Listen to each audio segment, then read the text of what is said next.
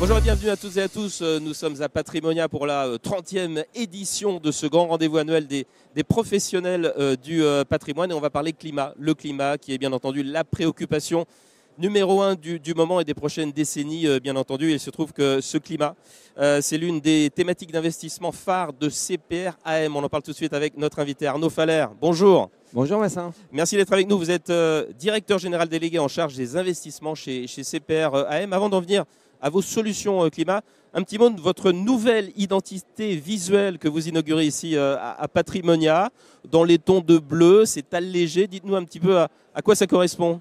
Donc ça faisait 30 ans qu'on accompagne l'ensemble de nos clients, que ce soit des conseillers ou des épargnants ou du monde institutionnel.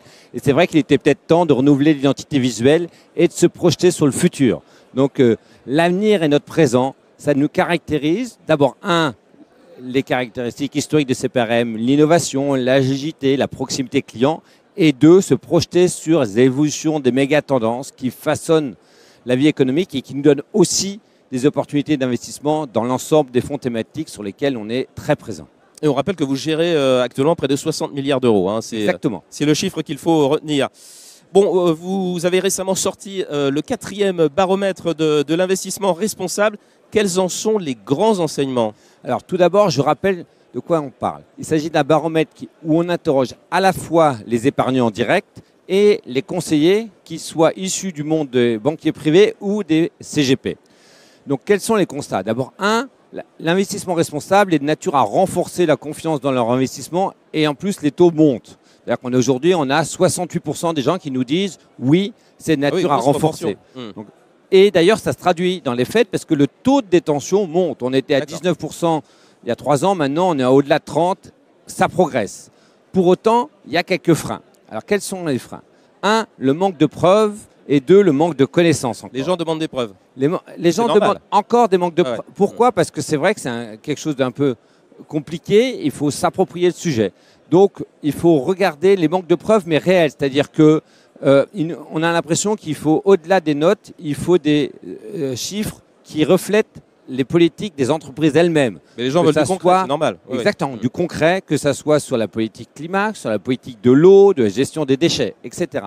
Et puis, le manque de connaissances, pourquoi ? Parce que le monde a changé, les évolutions réglementaires sont parfois confusantes, et donc il faut sans cesse faire épreuve de pédagogie et d'accompagnement. Il nous semble que c'est vraiment une clé sur ce sujet-là, faire attention, ça bouge vite, donc de temps en temps faire des arrêts sur image et faire des épreuves de pédagogie. Et alors, plus spécifiquement, les conseillers nous disent que les bases de données sont encore aujourd'hui assez incomplètes. Ouais. Donc, il faut qu'on les aide aussi là-dessus, c'est-à-dire qu'ils ont des bases de données disponibles, mais il n'y a pas forcément la totalité des informations qu'ils souhaitent voir dans ces bases de données. Donc là aussi, un effort de simplification, d'aide, et de pédagogie à mener. Il y a beaucoup de labels aussi, il faut s'y retrouver dans les labels. Les évolutions de labels vont arriver. Alors, un des points importants que je voudrais souligner aussi, c'est que parmi les thèmes que les conseillers et les épargnants, c'est là où la demande et l'offre se retrouvent, les deux mettent largement en avant les thèmes à enjeux environnementaux.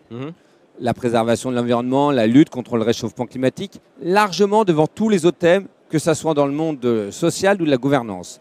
C'est pour ça aussi que nous, on a beaucoup travaillé sur les stratégies qui contribuent à la lutte contre le réchauffement climatique. On va en parler, oui. Donc mais c'est bien, c'est que, encore une fois, les épargnants, en gros, en direct, ou les conseillers, que ça soit encore une fois CGP ou banque privée, disent la même chose. C'est là que ça ligne. C'est exactement un très grand alignement.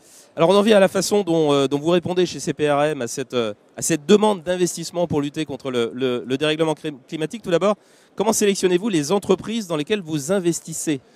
Alors on a lancé nos stratégies Climate Action, ça fait même depuis 2018. Donc on a beaucoup travaillé ce sujet. Alors comment on travaille ? On travaille d'abord en partenariat avec l'ONG de référence sur le sujet, ça s'appelle CDP. Quand une société dans le monde veut publier sa politique climat, elle s'adresse au CDP via un questionnaire qui est très élaboré. D'accord. Et nous, on bénéficie de l'étude de ce questionnaire et on choisit les meilleurs de la classe dans chacun des secteurs. Et en gros, le CDP, par exemple, note de A à D et nous, on privilégie que les sociétés de A à B. On exclut les autres. Et il nous semble que c'est important d'abord de mobiliser l'ensemble de l'économie. parce qu'il y a deux types d'investissements possibles dans le monde climat. On distingue les valeurs solutions des valeurs de transition. Les valeurs de solution, c'est notamment l'éolien, le solaire, etc. On apprécie évidemment beaucoup. Simplement, ces valeurs-là ont parfois une volatilité extrême. D'accord.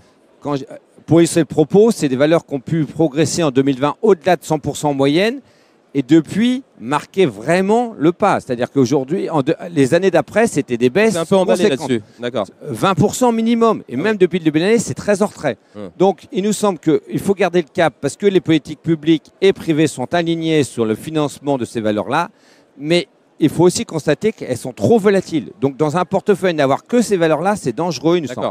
D'où le fait que nous, on combine ces valeurs solutions par des valeurs de transition où c'est le reste de l'économie. Tous les secteurs, la consommation, l'industrie, la finance, tout, il faut à tout prix que chacun fasse des efforts. Et c'est pour ça que dans un portefeuille, c'est assez équilibré. Et on arrive à un portefeuille plutôt socle de portefeuille. Et non pas que diversification, on en met très peu parce que c'est trop volatile. Donc là, on a une volatilité qui est complètement maîtrisée. Partout dans le monde, il y a des opportunités. Et ce portefeuille. Donc maintenant, on arrive à quand même des encours conséquents. On est au-delà de 2,5 milliards sur l'ensemble des stratégies climat de la maison, avec un grand succès, que ça soit issu du monde des personnes physiques ou des institutionnels. Pour finir, dites-nous sur quelle classe d'actifs vous investissez, selon quels critères? Je trouve que la bonne idée aujourd'hui, c'est d'abord, il faut mobiliser toutes les classes d'actifs, donc y compris le mode obligataire. Et aujourd'hui, il y a encore plus d'obligations. Aujourd'hui, il me semble qu'il y a encore plus d'attractivité sur le monde obligataire. Sur des portefeuilles climat, aujourd'hui, on peut à la fois avoir un rendement conséquent, entre 4 et 4,5%, à horizon ça, c'est la rentabilité qu'on peut attendre. Et évidemment, être aligné et donc contribuer à la lutte contre le réchauffement climatique. C'est encore une fois, il nous semble que c'est pertinent, rentabilité attractive et contribution à la lutte contre le réchauffement climatique. Ce sera le mot de la fin. Merci beaucoup Arnaud Fralert d'avoir été avec nous pour nous parler de vos solutions climat chez CPR AM ici depuis Patrimonia, la 30e édition. Je rappelle que vous êtes le directeur général délégué en charge des investissements de CPR AM. Au revoir.